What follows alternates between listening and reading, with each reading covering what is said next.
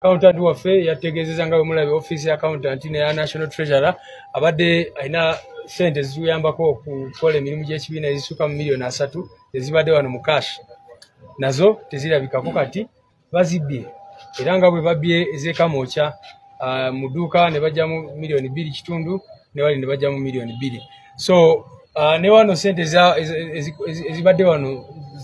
ezikola emirimu eza mobilization biki byonna bazitutte tetuziraba.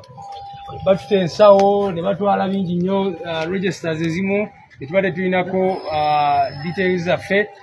ne batwala CCTV cameras. Naye olwokubanga abantu bano kye bakola kya bumenyi bw'amateeka mulabye tutuusaawo era nga tebaagala tuyingire ne bakuba bannamawulire abamu emiggo babadde ne biwaya ne bakuba bannamawulire kakati bw'obanga kyokola kiri mu mateeka munnamawulire okuba waaki ffe twakisensinge naye of course tulemeddeko ntubagamba abantu mmwe kino kitebe kyaffe fe abakivunaanyizibwako era twagala kuyingira biki bye mukukola ne bamala ne bafuluma abangi babadde mu ngoye ezaleeya n'abalala babaddewo tetumanyi biki babadde bakola wano baplantinga oba bateeka mu bya spying oba biki of course ne baba nti bateekawo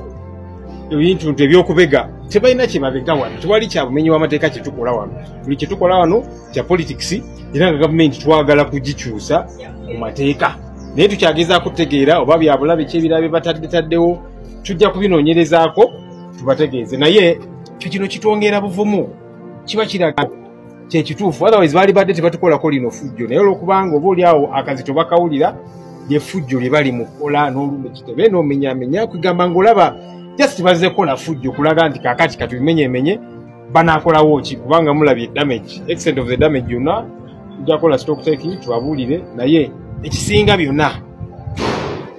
kino tukivaamu n'obuvumu obusinga bwe tubadde nabwo.